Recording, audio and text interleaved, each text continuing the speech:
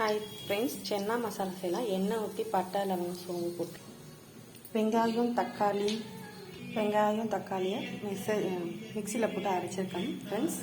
கொஞ்சமாக இந்த சுண்டை மிக்ஸியில் போட்டு அரைக்கணும். நல்லா வதங்கின தக்காளி அரைச்சதை போடணும். இஞ்சி பூண்டு பேஸ்ட்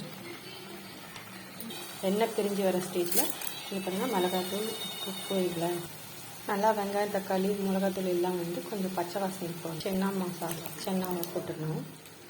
அதை போட்டோன்னே நம்ம இந்த பட்டாணி கொஞ்சம் அரைச்சி வச்சோம்னா அதையும் போட்டுடணும். தேவையான அளவு தண்ணி ஊற்றி எல்லாம் பண்ணிவிட்டு கொஞ்சம் கொத்தமல்லி போட்டு கொதிக்க வைக்கணும். நல்லா கொதித்து எண்ணெய் பிரிஞ்சோன்னே கொஞ்சம் கருவேப்பிலை கொத்தமல்லி போட்டுட்டு இவ்வளோதான். Thank you friends.